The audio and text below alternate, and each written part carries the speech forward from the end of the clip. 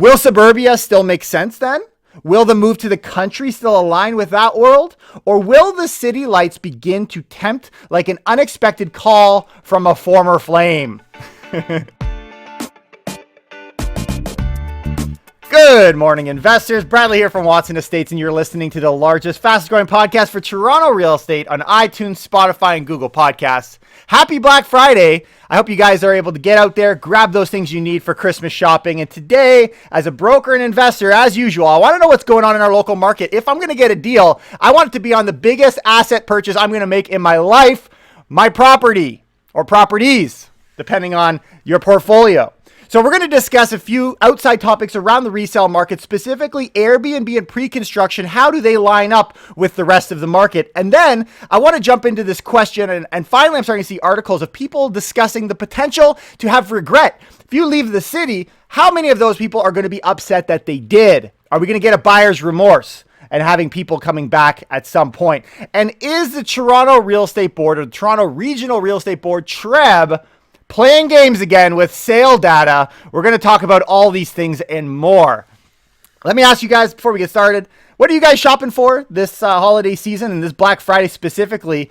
And I miss, I don't know about you guys, I miss the old days being able to go to the mall. I used to go into shopping centers and just for fun, because I'm standing around, my wife's shopping, I'm standing around.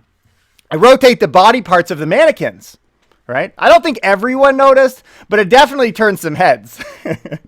All right, so let's dive into Airbnb. Make sure you hit the like and subscribe, by the way. Stay up to date and don't miss another episode. So Airbnb, our article of the day, the top one when you look up Toronto real estate on Google is condo sales have dropped by more than 50% in some downtown Toronto buildings. You wouldn't know what they're talking about, but what they're going to talk about here is Airbnb and what its impact has been on the condo space. Specifically, they look at a Zoocasa report where they pulled data on 10 condo buildings downtown Toronto that, quote, have previously allowed or were known to be popular for short-term rentals. And the question is Airbnb getting clobbered because of COVID? Well, here's what they say. Our findings show that while the estimated average price per square foot for sales over the last 8 months between March 15th and November 15th remains similar to the time period last year, sales volume dropped considerably, in some cases dropping over 50%, hence the headline. So what do we see? We see prices remaining steady on these Airbnb units in downtown year over year, of course, and relative to last year. So not craziness on the price front. What we see is massive dropping in the number of sales. They say, however, the number of condo listings grew significantly in these buildings. So we see this disconnect. Number of sales are down in some cases over 50%, but we also see significant growth in these buildings, offering active buyers more inventory to choose from this year, which is great, especially on Black Friday. Right? There's so many options out there for condo shoppers, which is a nice change of pace. Not like when things fly off the shelf before you arrive at Christmas time. It's like the time I saw a man, right? He had one arm and he's shopping at a secondhand store. I'm like, dude, trust me, you're not going to find what you're looking for. It's too late in the season. Should have looked 2 weeks ago. Right? But they're saying there's no longer surefire investment opportunities, prospective short-term landlords. Airbnb homeowners are struggling in some of these buildings.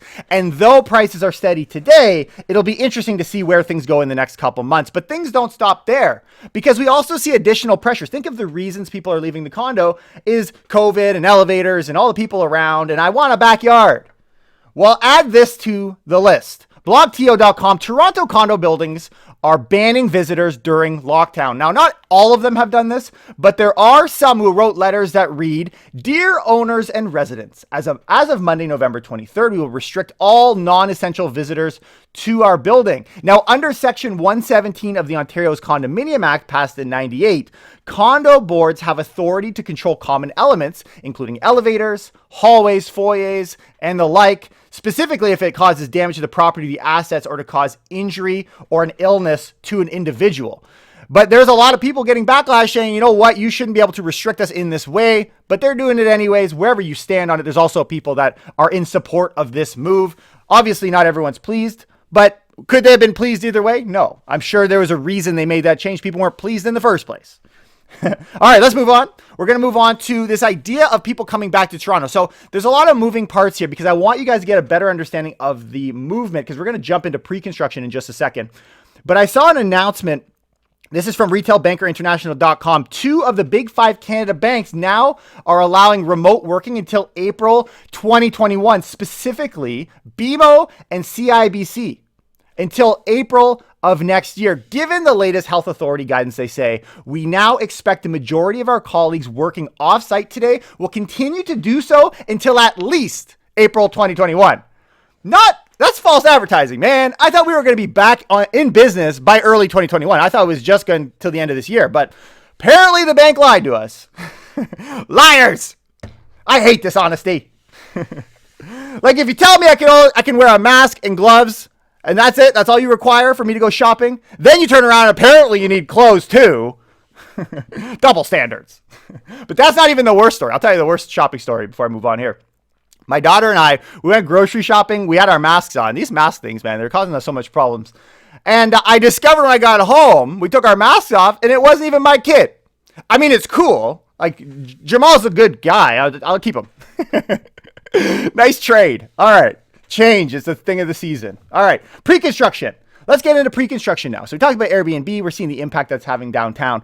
What about in the pre-con segment? Toronto new condo prices soar to nearly $1 million as sales drop 32%. This is a Huffington Post article this morning. So listen to this. I want you guys to navigate what's happening to price, what's happening to the number of sales. Number one, the benchmark price of a new condo in the GTA jumped, in the GTA, not Toronto, GTA, 18.8% year over year to just short of $1 million. According to a number, this is from BUILD, the Building Industry and Land Development Association. But sales of new condos in the metro area, downtown, were down nearly 32% compared to a year earlier. That doesn't seem like it's much better. It doesn't seem like night and day. In fact, it seems to be passing in the way of the number of purchases in a lot of ways similar to the resale market. The city of Toronto led the way with a 46% drop in sales. 46% drop in sales doesn't sound all that different from a 50% drop in sales we read in our last article. But that's not happening in all pre-construction. Of course, we see freehold is acting very differently.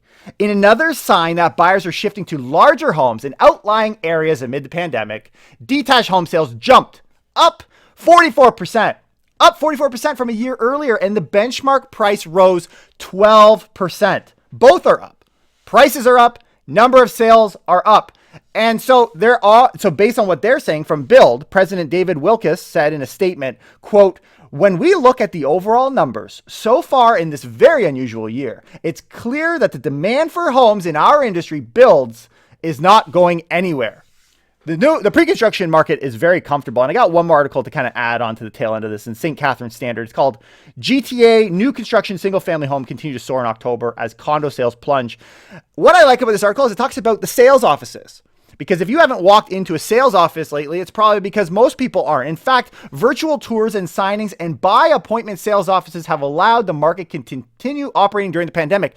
So remember how prices came down shortly after the pandemic? They didn't do that in the pre-construction market. They simply didn't. Sales launches have changed, they say. Instead of crowds at opening, we're seeing a shift to appointments over a longer period of time. So there's a little bit more carrying costs for them to get the sales out, but they're still happening. This year, there's been 14,000 single-family home sales. That's an 80% increase over the first 10 months of 2019 and 19% above the 10-year average. What COVID? What COVID? I don't see the COVID.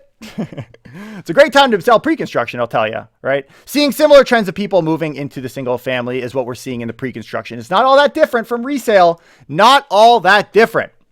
And everyone is taking it one step at a time these days. You can't really sweat the small things. Take it one baby step at a time, right? First, you go pick up your prescription sunglasses. Actually, I don't have these sunglasses. In fact, we wear sunglasses in the winter? I guess you do. It gets pretty bright at nighttime. Once you got your prescription glasses, then you'll see what comes next. All right, let's move right along. Maybe this is you. You had a little condo. You said, I'm getting out of the city. I don't even work downtown. In fact, look, now my bank tells me I don't need to come back till April. So I'm going to run to magical places like Barrie, Ontario, or even further. We're going up to the Muskokas. Well, there's an article came from TorontoStories.com. Will a COVID-19 vaccine cause home buyers remorse for those who fled the city? And we've been asking this question for some time. I think Brad Lamb had the best quote, pretty much saying, I can't even rephrase it now, but this conversation of whether people will have buyer's remorse having left the city. And I believe they will. This article gives us various perspectives, and you make the call yourself. This is what they said. We're experiencing a real estate market driven largely by millennials with a desire and newfound need for more space to accommodate home offices and growing families. This demographic is opting to trade their shiny shoeboxes in the sky for homes in suburbia and smaller cities as both become increasingly desired spots to live. Though millennial-centric, the exodus for the city, however, is evident across all generations. Okay, so when we look at the 905, quote, it is insanely busy in the suburban real estate markets. This comes from the president of the Mississauga Real Estate Board. Any property coming to the market now in Mississauga, Brampton, or Oakville, for example, is guaranteed to have multiple offers. That's some strong words, guaranteed to have multiple offers. Sounds like a good time to have listings. Any new development in Port Credit or Lakeview is getting sold right away. We don't have enough worksheets to be filled out for these condo sales. For those of you downtown Toronto, you probably don't feel this. You don't experience this, but this is really the essence of the 905 market right now. It's worth noting that according to both Singh and other experts, this trend was already alive and well pre-COVID. And I just wanted to add that in as a thought. It's not like this necessarily changed things. A lot of people agree, from what I'm reading here, that people were already planning on moving. It's just happened a lot quicker. But what about if we look forward? What will happen when Toronto returns to life? These are questions you should have in your own mind too, especially as an investor. If you're trying to decide, should I be in the city or outside? Should I dump my condo and move outwards, or should I stay where I am today? Listen to these. When city offices slowly fill with eager workers, when downtown work events and in-person meetings begin to eat up space in the calendar, when you can finally cheer on the Leafs or Raptors in person, and when Toronto's world-class arts and culture scene returns to shine like never before. What will happen? Will suburbia still make sense then? Will the move to the country still align with that world? Or will the city lights begin to tempt like an unexpected call from a former flame? What do you guys think? I mean, you guys are showing your thoughts through your investments for sure. So here's an argument against the regret, right? So we don't think we're going to regret. Here's one. Toronto suburbs aren't what they used to be. Toronto suburbs. They weren't in the years leading up to COVID. Quote, there are now spots in Mississauga that often offer an urban feel without being in the city. So people aren't going to regret it. You're going to go to Mississauga and it's going to feel like Toronto did not that long ago anyways. There's no regret. Rather than resigning themselves to a future of big box stores and generic family-friendly restaurant chains, residents in Toronto suburbs enjoy a growing number of decidedly cooler and character-rich restaurant shops and small businesses. Maybe. That's in favor of people being okay. But I mean, that said, if crowded malls are what you're looking for, you can still find those across the GTA. Let's be honest, especially on the weekends. I like to do my shopping during the week. That's a nice thing of having a flexible schedule. But like, it gets super crowded and everyone seems pissed off all the time. Like one time, it was an accident. I ran into a dwarf at Square One with my shopping cart. It was busy. I'm like, oh man, are you okay? And he's like, I'm not happy. And I said, which one are you then? I mean, now I look back, I get it. He was upset. He whipped a block of cheddar at me. I'm like, dude, that's not very mature, is it? Oh, terrible. So what about the arguments in favor of regret? Maybe people are going to say, you know what? I wish I didn't leave Toronto. What was I thinking? John Pasalis has something to say about this. I think buyer's regret is possible. However, I don't think it will be tied immediately to the vaccine. It will be tied to businesses opening up again. I think that's kind of a no-duh. It's like, there's a vaccine, I'm not downtown. Boring. Upset. No, it's when things change economically. But he says, I'm not convinced that this shift to work from home is going to be permanent. We may not go back to 100% occupancy in downtown offices, but we will be moving back more likely to 85%. I think some people expected working from home for a long time, and if they have to commute, there could be some challenges. Of course. Either they could want to move closer or find a new job in their community, which could limit their options. This is a lot of the things that I would think too. This is just talking about work scenario. Of course, we've got personal life as well. And here's what they say. Despite their breezy lakefront properties, ideal summertime spots, those who move to cottage country full-time Talking to those Muskoka folk, during COVID, could experience the most regret, predicts Pasalis. We're not talking about just going to Barrie and being able to commute downtown. We're talking going to a point where it's impossible for you to commute on a daily basis downtown. You're going to find yourself, these are going to be the ones that feel the most pain if and when we get a bounce back downtown Toronto or in the city. All right, and I want to briefly, before we move on, talk about the impact on the rental market. They talked to Pauline Learman, and she predicts, this is the director of market research at Urbanation. She says it's difficult to determine. There may be some reevaluation, but it all depends on everyone's workplace structure. Of course. We're probably looking at some good deals in the rental market for the next year or so, because we're constantly monitoring how long will the rent rates be low. Well, she says for a year or so, the rental market is going to have to balance out by a number of factors. Certainly these things, as the vaccines rolled out, we're going to see the immigration gates be open. This will bring foreign students back, which are a large portion of the renting downtown. True, it really depends on the role of the vaccine, but it will probably be at least until fall 2021 for everyone to get the double vaccination needed. We're going to talk about how fast that's coming as well in just a minute. But this takes me to another Toronto Stories article called The 18-Hour City. Hopefully you guys have heard, we did mention this briefly in our podcast, but I want to dive a little bit more into it because I find it really fascinating. What is an 18-hour city? Well, what kind of city is Toronto? Toronto is a 24-hour city. We're up at 24 hours. So an 18-hour city is one that almost never sleeps. That's the way that they describe it. It stays up late, but not quite an all-nighter. And they describe it as this. They say it's got population growth, particularly with young people, job growth, particularly in tech, good transit, vibrant, dense population downtown, low crime, regional distinctiveness, and 24-hour amenities, usually excluding transit. So mostly 24 hours. And they talk about this idea because as we're looking where we're going to invest our real dollars, do we want to be downtown or in the 24? We're going to break down who is where.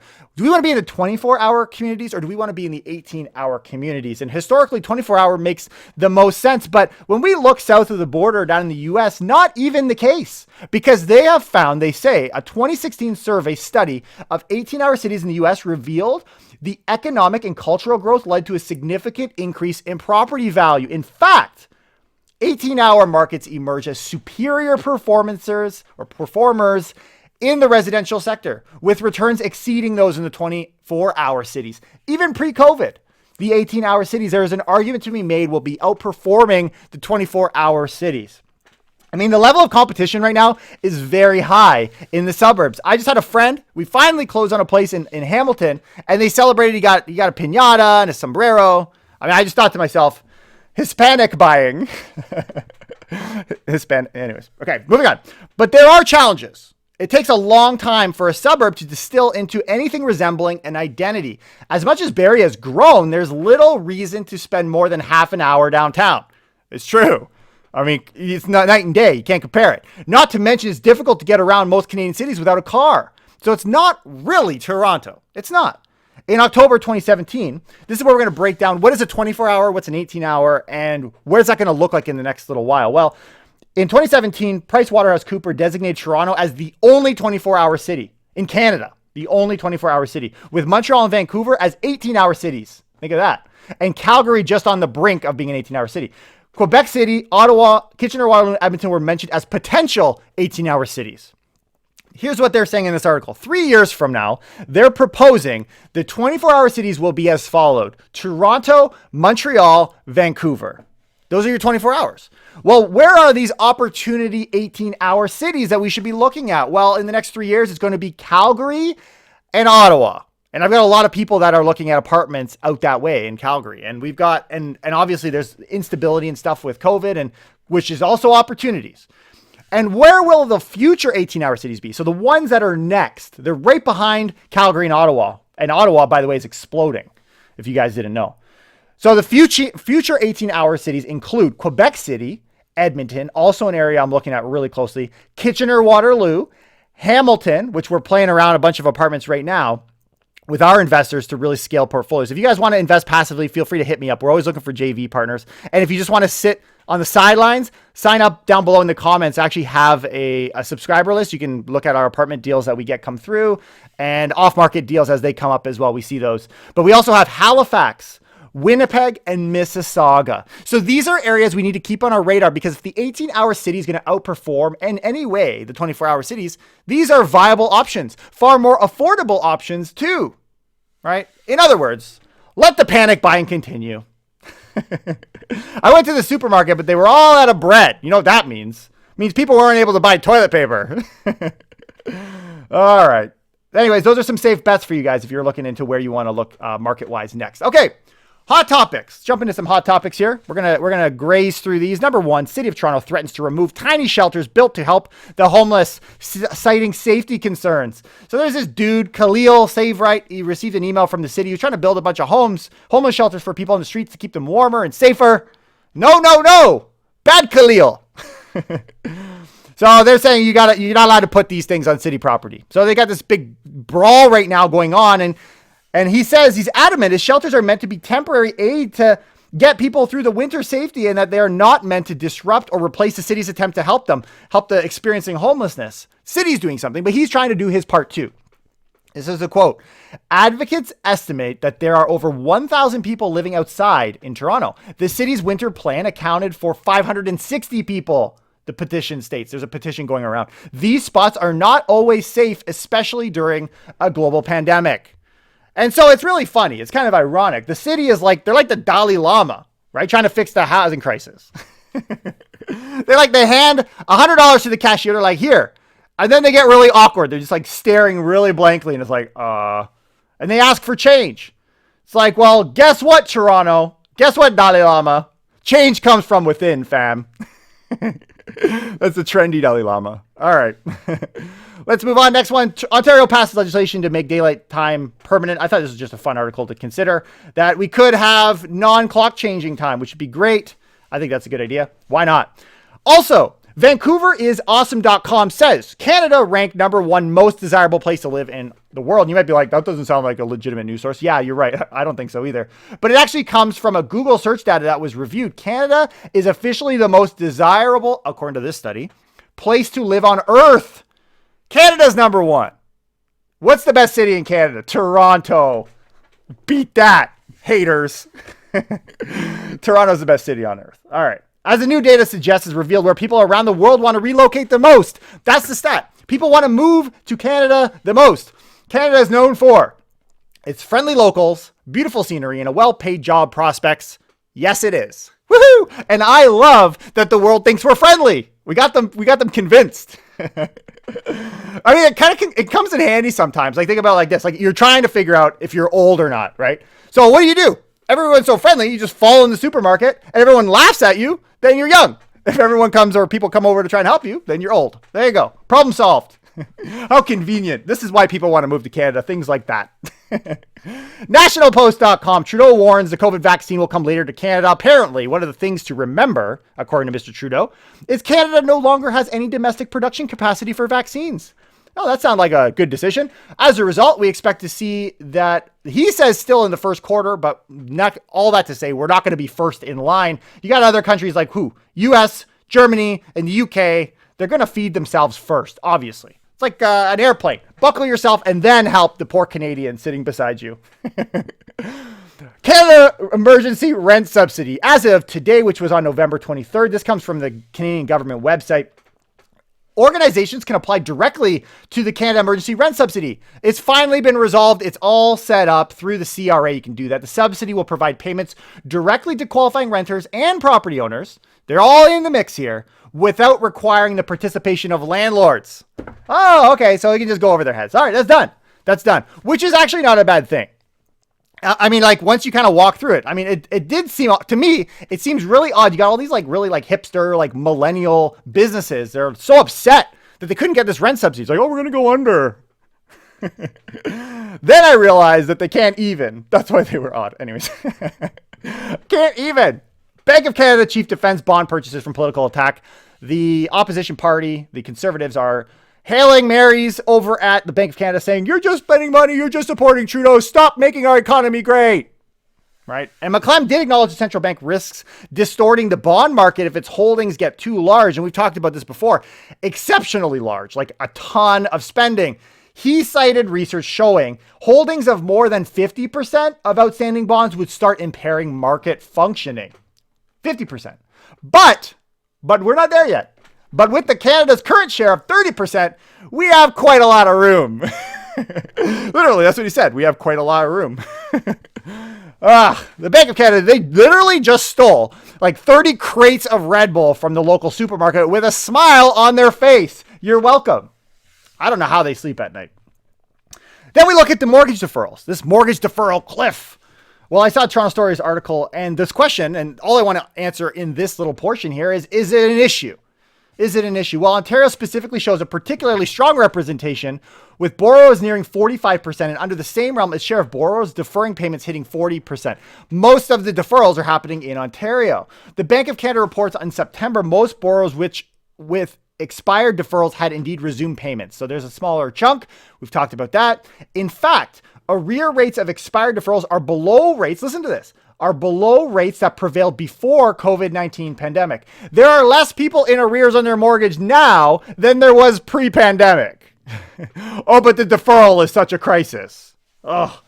Of those that had not resumed by that time and were reported to be at least 30 days behind, it was not mortgage payments that were most impacted, but installment loans and auto loans among renters instead. The renters are the ones getting hit. Who thought? Who would have known? Who would have known? While the water is still murky in the direction of homeowner finances following COVID-related deferrals, there are no giant red flags waving yet either. So the ones that would be impacted from what I'm hearing here are the renters and therefore the landlords, the small landlords looking for tenancies. So that is impacting the tenant community. Is it any wonder the real estate prices are still doing very well and the tenancies are struggling? Not to me. Not to me. All right, we're going to move on to our last and final topic here, talking about TRREB, Toronto Regional Real Estate Board. Playing games with our heart, playing games with the sale data. And I do apologize for TRREB, guys. I'm a TRREB member. Sometimes they're like a shopping cart, right? They've got a mind of their own. TRREB, so their main premise, I still like them because I know they're representing their membership. That's their chief goal, I believe. They're defending the consumer and the membership. It's like they really want to buy one of those supermarket checkout dividers, right? They're just putting it there. But the damn lady behind the till keeps putting it back. And in this case, the divider is the TRREB data, the stats, the sale data. Well, globalmail.com had an article, Toronto real estate brokerages told to stop displaying home sales data older than 2 years old, 2 years ago. This is from a memo from TRREB. So stop showing, because you're able to go back. Any TRREB member can go in and find it. Now, what they're saying is they don't want brokerages displaying and just sharing that info. Hide it. It's hiding the info from 2 years ago. I'm going to share with you the one thing that concerns me about it. But generally speaking, access to information is not a problem. We've just realized the last year or two with COVID and everything, consumers having this technology at their fingertips is a fantastic thing. I think it's a fantastic thing. So I don't stand on the same line, but TRREB said some of its members have been abusing their privilege and access to information by providing the home sales data to unauthorized third parties. I hope they're not doing that. We'll see. I don't know. Whatever. This is their excuse. Memo said the board has started reviewing who was receiving the critical information and would suspend and fine members up to $50,000 if it finds they have flouted the rules. TRREB is strong, by the way. They're quite a strong organization. They don't have a small membership. Popular Toronto-based brokerage such as House Sigma and Realosophy Realty have been displaying historical data since 2018 when the Supreme Court beat up. They stood with the Competition Tribunal. You probably remember all this going on. Hopefully you do. But during that time, we were now allowed, and TRREB appealed it, we were allowed to share sale data. And ultimately, everything TRREB pushed for was removed. It's like, no, you can share it. That was a result. John Pisalis, who is the president of Realosophy, one of the named brokerages sharing, says they are making up new rules as they go. And this latest one, as far as I'm concerned, is based on a flawed interpretation of the order given by the Supreme Court of Canada. It's called a loophole. They're making their own rules. And I kind of agree with them. As far as I know, it does violate the Competition Tribunal's ruling, and there is nothing in their own rules that prohibits this as far as I know. So they're like, you can share the last 2 years. Or you can share everything, sale data. But now TRREB is like, no. The way that it's said is you can only share the last 2 years. You can't share before that. That's like archives. That's like historic information. So we're going to stop that part. They're just pulling straws, man. House Sigma co-founder said, however, they said that the ruling was that all historical data was allowed to be displayed. That was the ruling. That was my understanding. I don't know about you guys. Leave it down in the comments. What was your understanding? All sale data is available. You know, it doesn't matter when. However, they did say that they would follow the TRREB requirements and take down the sold data that was older than 2 years. Okay, fine. We'll do it. Nobody wants to piss off TRREB. You really don't, right? They're just flexing on the little guy. But here's a question that I do have and my concern with sale data, because I think it's a great thing. And I've even from day one, I even had a video explaining it to realtors way back when I was a little bit younger, when this all happened back in 2018.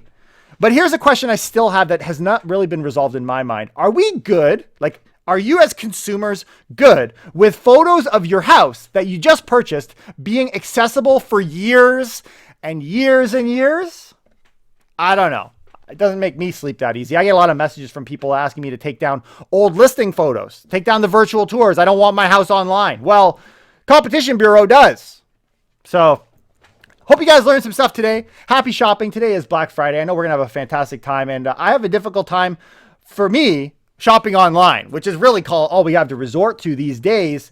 Like, I like to try things on before I buy them. I like to sample things, like underwear. I guess you could say I'm bi-curious. Anyways, make sure you guys subscribe to our channel, and we're going to continue to put out fantastic content. I hope you have a fantastic weekend, and I'll see you next time. Take care and keep it real.